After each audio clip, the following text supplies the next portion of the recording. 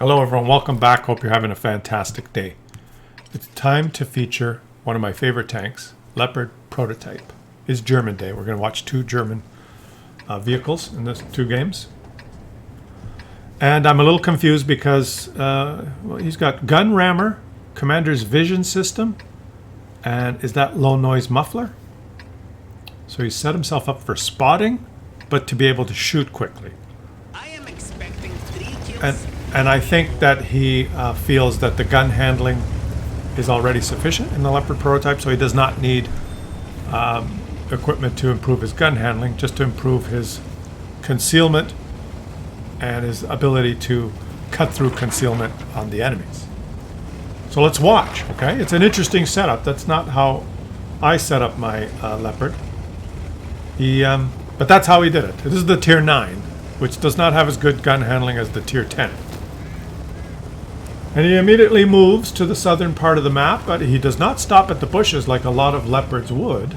He keeps going, and he ignores that guy, and I think he's going to move into this semi-aggressive position in the middle here. That if he gets detected, he will be annihilated, but it's the sentinel position. He's not sitting back and sniping. Now, look at this. He is the spotter, and he's got 1, 2, 3, 4, 5 TDs behind him on that little knoll that he drove by, and a T-44. So he's using his setup. He moves forward. This is dangerous, but he moves forward. He's using the setup that he went with, the low noise muffler and the commander's vision system. And I'm just going to stop here for a second, because you see those guys in the middle, the turtle, who's the rest of the guys? The Emil, these guys right here on the minimap. Look at these guys here, see? He doesn't worry about those guys there being spotted in the open because they are outside his white circle. You see that? But now the Progetto is. The Progetto could spot him. But he's got the low noise muffler, so he's concealed. The Progetto's inside his white circle. There was a potential there if the Progetto had very good view range that he could have been detected. But he's probably got a full concealment crew, and he's got the low noise muffler. And even though the Progetto was inside his white circle, meaning closer than 445 meters, there's the T-55A. He did not get detected, and he got 1,400 spotting assists. So this is how he set up his tank. Not just as a sniper, but as a surprise. Boom. Yeah, surprise. And now his teammates hopefully are shooting. The T-55A is saying, what? How did a Leopard prototype get there? We didn't spot him. And he can just go boom. And maybe he's right. Maybe the gun handling is just sufficient enough that he does not have to worry about extra equipment for his gun. Like improved aiming, vert stabs, enhanced gun lane drive, probably all a waste of time on the Leopard. Enhanced gun lane drive for sure a waste of time. Improved aiming, good if you're going to sit way at the back of the map and just snipe. Is he going to be silly enough to poke forward? T-55A, I know you want to shoot someone. Yeah, there you go. Good job. And that's what happens when you get a T-55A and you have really no idea how to play. Shouldn't say that. I think the Leopard just outplayed him. This player in the Leopard knows what he's doing. And he's helping this fact. Now, if I were him, I'd be worried about these guys. Where are they? Right over there. Well, I wouldn't be worried about them, but I would be worried that the team is... Oh, he took some big hits there. That the team is losing that flank so miserably. You look at the score, 3-6, and I think that's why he's rushed forward, because he thinks, well, if my team has lost that flank so poorly, or so quickly, we need to win this flank to stay in the game. Otherwise, I think he would have been a lot more cautious, but he's saying, okay, I've got to do something because my heavies or my teammates on the other side, boom. Oh, he's doing a really good job of shooting. We've lost the north flank. We have to push this south flank to stay in the game. And that's what he's doing. And now he says, well, you want to put your PP up? I'll shoot you. You better put your PP down now. And he's doing a very good job. And this guy's way, the T-95 is doing exactly what a T-95 should do. Oh, wait, see? By moving, he's made himself a more difficult target. The Leopard has had trouble, and... Oh, he bounced. first couple of shots that he's missed. T95 is doing the right thing, and he's going to go for the lower plate now. Yeah. Is he going to be able to do this? Oh, he's took him up. This guy. Oh, and now he's getting shot from the middle. He's got to take out this T95 quickly.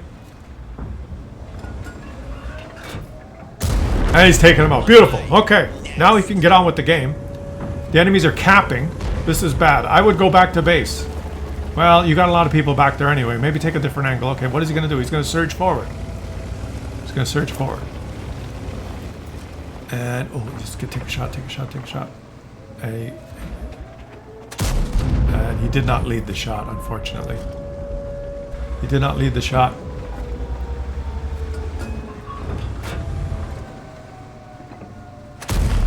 He's doing a very good job of aiming his shots, guys.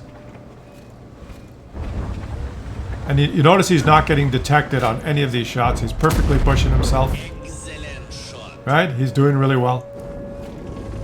He's got to hope that one of his teammates resets cap. Maybe that GSOR tank go around the rock. If I were him, I would have done that. See, I'm going to point to the minimap. Right here. If this guy could have got around here to there and provided a different angle. Let's see if he tries, or if anyone tries. Somebody try. Oh! Oh, yeah. Is he loaded HE? Nope. Load HE. This is the time to load HE. He is not loaded HE. He's not worried about the HE. He's just... That guy's hit the ground because it's a Borsig. Can he? Yeah, no. And I don't see... Now he's going back because he notices that none of his teammates are even considering going to reset. But the enemies have probably said, no cap, kill all. So there is that. And now he's wasting time. Although he did take out the Borsig, so it was not a waste of time. At the end of the day, it was not a waste of time. Someone's got to go reset. He could have been back there by now, resetting. And it's unfortunate that he did not. And the Emil, yeah, he can go through the Emil. Oh, that first shot that was flubbed. And here goes a TD trying to get around to reset. You know, notice the minimap, one of the and he got killed. So I think that his teammates have waited too long to deal with the cap, and he has not dealt with the cap at all. So if you lose, it's kind of your own fault, my friend. He is playing for WN8 and not for the win, unfortunately. But he's given us a good... His team let him down. Guys, you can't carry everybody the whole time. He won his flank. He did really well. The remaining 14 players on his team really didn't help. Let's see if they say no cap, kill all. There's one player on the enemy team that's just in the cap, in the cap, in the cap. 2, 1, 0. Good game. Next. What can you do, guys, when you kill 7 enemies? Basically, you kill half the team, you win your flank, but you just... It falls on deaf ears, and for that he loses credits. Shame it was lost, he says, but shame you didn't deal with the cap. The cap is part of the game. Capping is part of the game, and you have to react to that. And I believe with his skill level, he might have been able to get into a position where he could have sniped some shots into the cap. And maybe, I don't know if he would have ever won, but you didn't deal with the cap, and you lost. Therefore, you suck!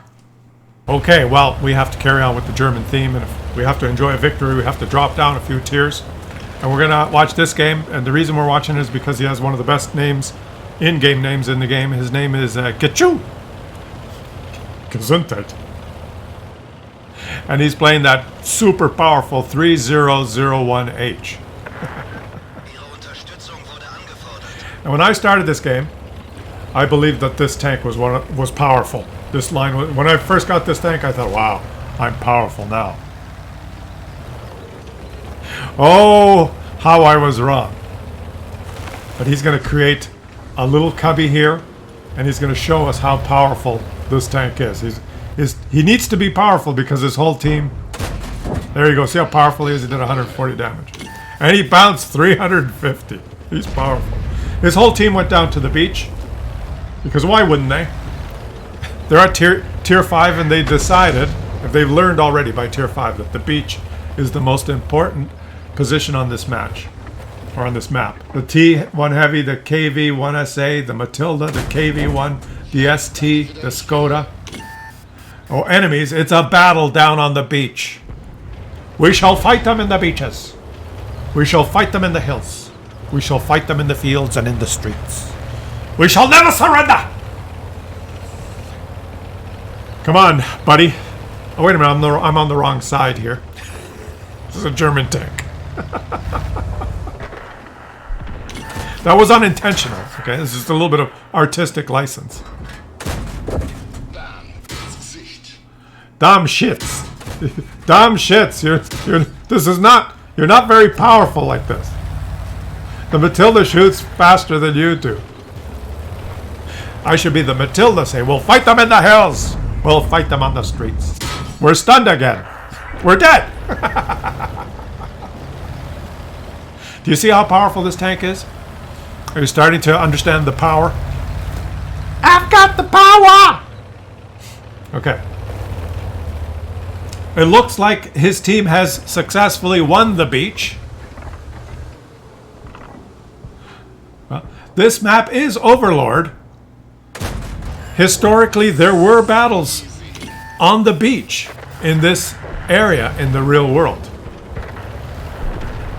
So they are approaching the gameplay in an historical, accurate way. Of course, the battles were not tank battles, but I digress. We're just watching this video now because I like his name. Kachoo! And we need to watch a victory from a German tank because we just witnessed a Leopard PTA play impeccably, but lose. Therefore, he sucked.